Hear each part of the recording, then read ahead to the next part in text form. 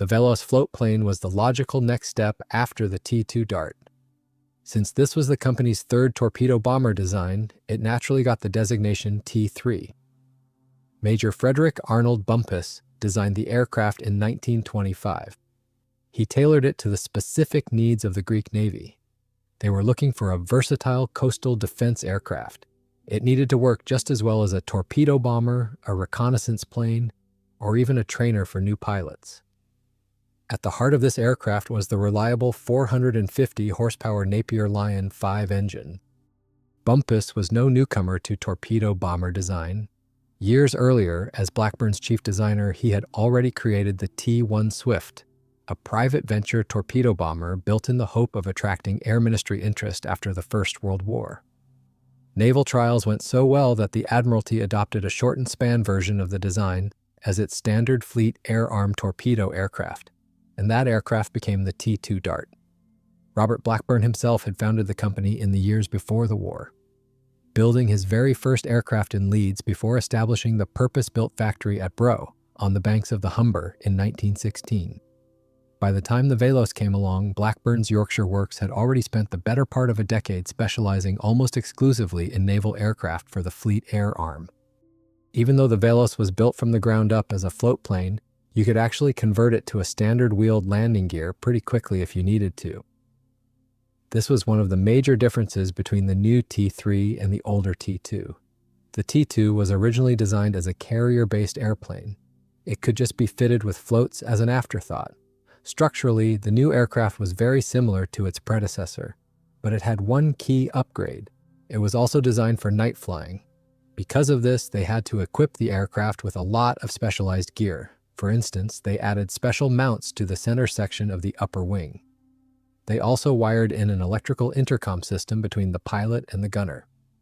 The airplane also got a powerful radio capable of transmitting up to 200 miles, along with heavy-duty bomb racks.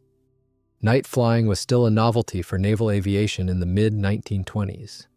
Only a few months after the Velos completed its own trials, a Fleet Air Arm pilot flying a Dart made the first ever night deck landing on board the carrier Furious, an achievement that made headlines throughout British naval aviation circles. It underlined just how far torpedo aircraft had come in only a few years, and it helps explain why the Greek Navy insisted on proper night flying equipment for its own coastal defense aircraft rather than treating it as an afterthought. The first and second batches of Velos floatplanes were manufactured at the Olympia plant specifically for the Greek Navy. Historians generally agree that a total of 4 aircraft were built in these runs. Those earliest examples were fitted with wooden floats. On October 25, 1925, these aircraft successfully completed their flight tests at Bruce. After this, they were demonstrated to a highly distinguished crowd. On paper, the T.3 Velos was a substantial machine. Fully assembled with its floats fitted, it measured about 35.5 feet from nose to tail, spanned just over 48 feet across its upper wing, and stood over 12 feet tall. Empty, it weighed roughly 3,800 pounds, rising to around 6,200 pounds once fueled, armed, and carrying its crew. With the Napier Lion running at full power, the Velos could reach about 107 miles per hour in level flight, cruise comfortably at around 70 miles per hour, and climb all the way up to a service ceiling of roughly 14,000 feet. Among the invited guests was the Italian air attaché, General Alessandro Guidoni. He was a living legend who, back in 1912, became the first person in the world to drop a torpedo from an aircraft. He did this while flying a Farman biplane.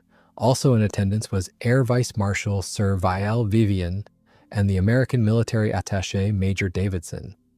Major Davidson actually flew in from Stag Lane Aerodrome in a DH-4B. Major Shirley Kingsley was also there, representing the River Plate Aviation Company. Along with them, naval officers from Britain, Australia, Argentina, and Spain were all watching the flights closely. Guidoni's own career had been remarkable even before that day at Brough. Besides his early torpedo experiments, he had also made one of Italy's very first seaplane flights back in 1911, and he went on to become a general in Italy's Royal Air Force, overseeing its aircraft engineering and construction programs. He would die only a few years later, in 1928, while testing an experimental parachute that failed to open. Air Vice Marshal Vivian, meanwhile, was no less experienced. He had commanded the Royal Air Force's coastal area for several years, the very branch responsible for Britain's own torpedo bombers and coastal patrol squadrons. And Greece would later recognize his interest in Hellenic aviation with one of its own honors, the Order of the Redeemer. During this demonstration, the crew of the T.3 Velos executed an incredibly accurate torpedo drop. They did it so close to the shore that the spray actually hit the spectators. This was a deliberate move to demonstrate just how tough and watertight the underside of the floatplane really was. Despite its bulky size and heavy payload, the aircraft proved to be surprisingly maneuverable in the air. Major John Douglas Rennie's brilliant engineering work was obvious to everyone watching. This was especially true when the fully loaded Velos easily lifted off the water after a takeoff run of just 20 seconds. And when it came time to land, the slender rear sections of the floats touched down smoothly. The aircraft skimmed across the surface perfectly level, without any bouncing or dangerous porpoising. The engineer behind that performance, Major John Douglas Rennie, had joined Blackburn only 2 years earlier, in 1923, after cutting his teeth designing flying boats under John Cyril Port at the Seaplane Experimental Station in Felixstowe during the war. As Blackburn's new chief seaplane designer, Rennie's very first assignment was the wooden floats fitted to both the Dart and the Velos, and pilots came to regard them as some of the finest in the business, gliding through the water with little resistance, breaking free on takeoff with ease, and setting back down again without any drama. It was a reputation Rennie would build on for another 2 decades, eventually becoming the designer of Blackburn's entire line of flying boats. In the second half of 1925, the Blackburn Company took control of and successfully completed the Greek National Aircraft Factory in Phaleron. This area is now a suburb of Athens. The British secured a lucrative 5-year contract to get the facility up and running. Their goal was to set up a production line to build the Velos floatplanes on site. They relied heavily on local workers and specialists to get the job done. The idea of a Greek national aircraft factory actually dated back to 1917, though war and political upheaval had delayed the project for the better part of a decade. The Velos ended up being the very first aircraft type the new factory ever produced, and the plant went on to have a long life of its own, later building Avro 504 trainers, a licensed version of the Armstrong-Whitworth Atlas, and dozens of Avro tutors under license through the 1930s, right up to the eve of the Second World War. The 2 aircraft that had previously put on a flying display over the water at Brou featured identical cockpits and dual flight controls. They were shipped to Athens to serve as trainers until the local factory could roll out its first fully Greek-assembled aircraft. 2 additional aircraft from the second batch were built as fully functional coastal defense bombers. To fend off attackers, they were armed with a flexible Lewis machine gun on a ring mount. Although the rear cockpit had a full set of flight controls, it was strictly used for reconnaissance, pilot training, or bomb aiming. However, when flying combat missions with a heavy torpedo, they operated with just a single pilot to save weight. To convert the aircraft into a dedicated bomber, engineers swapped the torpedo mount for a specialized bomb rack. It could carry 4 230-pound bombs. The bomb release mechanism could be operated directly from the rear cockpit using dedicated levers. To give the gunner a clear view forward and down for precise aiming, a sighting window was cut into the right side of the rear cockpit. When flying as a pure torpedo bomber rather than a level bomber, the Velos carried a single 18-inch naval torpedo slung beneath the fuselage, the same pattern used by the Fleet Air Arm's own darts. Switching between the torpedo and the bomb rack was a deliberate part of the aircraft's coastal defense brief from the very start, letting a single squadron adapt to whatever kind of target presented itself, whether that was an enemy ship offshore or a target further inland. When tasked with long-range reconnaissance, the Velos floatplane needed significantly more fuel. In addition to the standard setup, a 66-gallon main tank and a 15-gallon upper gravity tank, ground crews would sling 2 45-gallon cylindrical tanks under the lower wing. This extra fuel gave the crew an additional hour and a half of flight time, even with the engine running at full throttle. The system used to pump fuel up to the gravity tank was highly reliable. It featured a dual pump setup driven either by a hand crank or a small wind-driven propeller. That extra hour and a half of endurance mattered a great deal in Greek service. With thousands of islands and an enormously long coastline to watch over, a coastal defense aircraft that could barely reach the horizon and back was of limited use. The extended-range version of the Velos gave Greek naval aviators a much better chance of intercepting shipping far from their home base at Phaleron Bay. Interestingly, at least one fully operational Velos was never delivered to Greece. Instead, it remained at the Blackburn factory in Bra to serve as a flying testbed. There, the company tested new duralumin floats. These were designed as a more reliable alternative to wood, which tended to dry out and leak in hot climates. In terms of shape, the new metal floats were exact replicas of the older ones, but they featured a few key upgrades. They were fitted with large, rectangular water rudders for better handling on the water. They also included simple attachment points, so the floatplane could be quickly loaded onto beaching gear for ground transport. Duralumin itself was still a relatively young material at the time. A German metallurgist had discovered the aluminum-copper alloy's remarkable strength only a couple of decades earlier, and it had first proven itself in the framework of German airships before British and other manufacturers began adopting it for aircraft structures of their own. For a company like Blackburn, replacing wood with duralumin in something as unglamorous as a set of floats was still a meaningful vote of confidence in the new material. During further flight testing, engineers discovered a significant design flaw. The upper wing blocked the rear gunner's line of sight, making it difficult to return fire effectively. As a result, the aircraft later assembled in Greece under the designation T3A looked slightly different from their British-built counterparts. To fix the visibility issue, the rear ring mount for the machine gun was raised slightly. There was another visual difference between the T3A and the base T3 model. This was a noticeably larger radiator. Its size was intentionally increased to keep the engine cool while operating in the hot Mediterranean climate. On March 17, 1926, the T-11 took to the skies for its maiden flight. This was the first wheeled landing gear version of the Velos fully assembled in Greece. It was a shakedown flight before officially handing the aircraft over to the military. At the controls was veteran pilot William Forbes Sempill. He successfully took off from a small, rough military airstrip located about 10 miles outside of Athens. The following day, official flight trials began. They were attended in person by the aircraft's creator, Robert Blackburn, and Greek Prime Minister General Theodoros Pangalos. Sempill was already one of the most experienced aviation figures of his era. A decorated wartime test pilot, he had led similar advisory missions to several other nations building up their fledgling air arms, and he would later serve as president of the Royal Aeronautical Society. Pangalos, for his part, had seized power in Greece only the previous summer through a bloodless coup, and would rule for a little over a year before being deposed himself. But in the spring of 1926, his government was eager to show off the newly assembled Velos as proof that Greece's own aviation industry was finally coming into its own. The second aircraft built, designated T-12, was completed as a seaplane on traditional wooden floats. It made its first test flight on March 31st over the bay, flown by the same pilot. All subsequent aircraft in the series, including the T-15, were flown by a different pilot. This was Distinguished Service Cross recipient Major Herbert Gardner Travers. Flight testing for these seaplanes took place near the naval base in early 1927. Ultimately, after 12 airframes rolled off the assembly line, serial production was halted. But the model's history did not end there. By late 1930, the factory successfully overhauled 13 Velos airframes, including those original British examples. Thanks to this overhaul, many of these aircraft remained in service right up until 1934.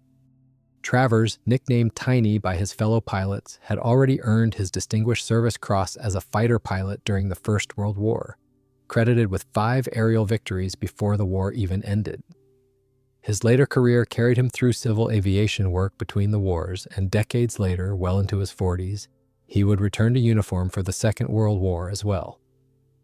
In early 1927, Blackburn tried to break into new markets.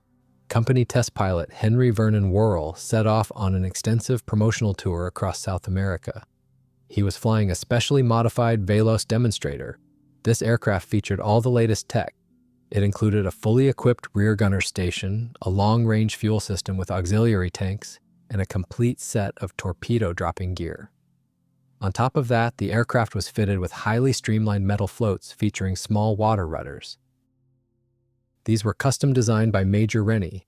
The crew flew demonstration flights to show off the aircraft's capabilities. However, much to the manufacturer's dismay, the ambitious tour had to be cut short. They could not find a single buyer in Brazil or any other country they visited. Furthermore, Blackburn failed to land a single order. Worrell was an experienced hand for the job. Born in Fiji, he had flown with the Royal Naval Air Service during the war and had scored a direct hit on the German battleship Goeben in January of 1918.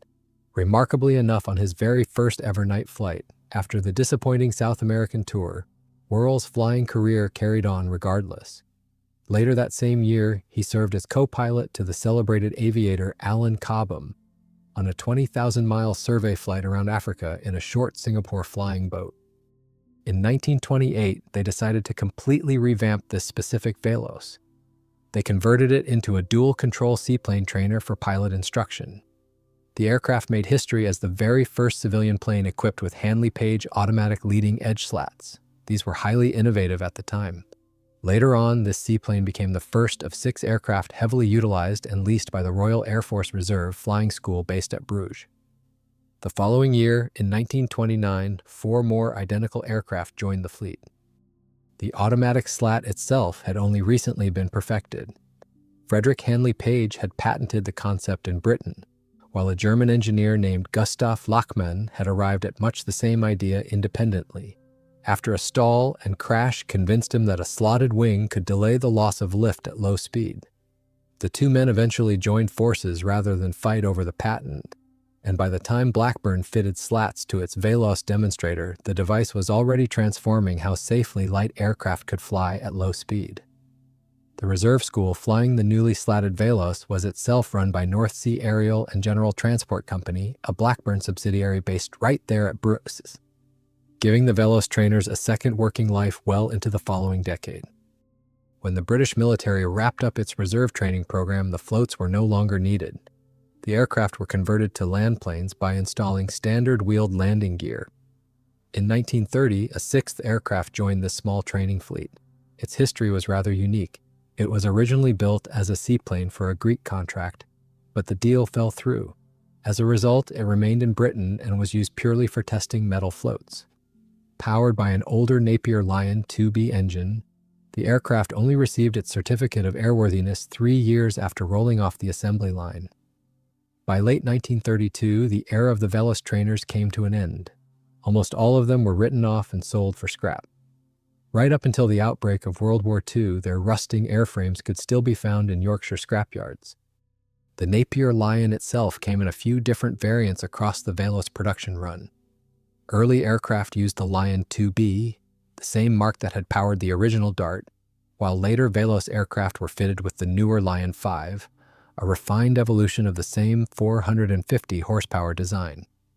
By the time the last of the trainer fleet was assembled, an older surplus 2B engine was apparently still good enough for a seaplane used mainly for training and float trials rather than frontline combat. The one lucky exception was a single aircraft that managed to escape the scrapper's torch. Private pilot Ian Parker bought it for just £15. In the spring of 1933, Parker took his Velos to the skies, flying from Bruges to Houghton. A month later, the aircraft made its only documented flight down south. Parker made an overnight stop so he could make a grand arrival at Brooklands the following morning. The aircraft was scheduled to take part in a massive air show hosted by the Guild of Air Pilots. Eyewitnesses claimed that during this cross-country flight, the gas-guzzling engine chewed through over 75 imperial gallons of fuel. The Guild of Air Pilots had only been founded a few years earlier, in 1929, as a professional body for pilots and navigators. Air shows like the one at Brooklands were part of its broader effort to promote flying safety and camaraderie among Britain's rapidly growing community of civilian aviators, and an appearance by a veteran type like the Velos would have been a novelty even then. After the exhibition, the aircraft was ferried over to Northolt Airfield. That is exactly where Air Commodore Allen Henry Wheeler stumbled upon it, sitting in a dark, locked hangar. He was a trustee of the famous Shuttleworth Collection, a vintage aviation museum based in Bedfordshire. The story of how he bought this airplane is actually pretty amusing. At first, Wheeler offered exactly £1 for it, but when the owner turned him down, the Commodore upped his bid slightly. He walked away with the historic aircraft for just 1 guinea. Later on, Wheeler decided to test out his new find. Checking the tanks, he found some leftover fuel, about 18 gallons. That was more than enough. So he rounded up some local volunteers to help him hand start the massive engine. The startup process brought a few surprises. One of the cylinders was hydro-locked with water, and as pressure built up, it suddenly shot a stream of liquid straight out the exhaust stack. After that little incident, the volunteers piled onto the hand crank. They finally got the engine running. After a couple of quick test hops to get a feel for its size, Wheeler confidently set course for his home field at Old Warden. According to his own memoirs, he did not feel the slightest sense of danger during the flight. The flight was not without its quirks, though. The pilot himself recalled the experience. The inside of the compass glass suddenly covered over in a thick white foam, just like a fresh Guinness. This made it completely useless for navigation. And when I was flying over Watford at 7,000 feet, there was a colossal explosion in the engine. But as crazy as it sounds, after that loud bang, the airplane flew absolutely perfectly. It felt like right up until the explosion, half the engine was running like a normal internal combustion engine, and the other half was puffing away like an old steam boiler. Unfortunately, the story of this unique aircraft came to a pretty unceremonious end. What was once the largest and loudest private airplane of its time eventually had to be parted out. Its high-quality woodwork was salvaged to restore other historic aircraft in the museum's collection, specifically classic Blériot and Deperdussin monoplanes. The only piece of this giant that survived was its heart. The Napier Lion 5 engine was carefully overhauled, and today it is the pride and joy of an exhibition owned by Richard Charles Shelley. He is a well-known British expert on vintage aero engines based in Billericay. The Shuttleworth collection that Wheeler helped build has its own remarkable story. It grew out of the private collection of a young motorist and aviator who gathered vintage cars and aircraft at his family estate at Old Warden, before his own death in a flying accident in 1940. As for the Napier Lion itself, the same basic engine design that powered the Velos went on to win the Schneider Trophy for Britain, and to power a string of world land and water speed records through the late 1920s and early 1930s. A fitting legacy for the power plant that had first proven itself hauling torpedoes off the water at Brough.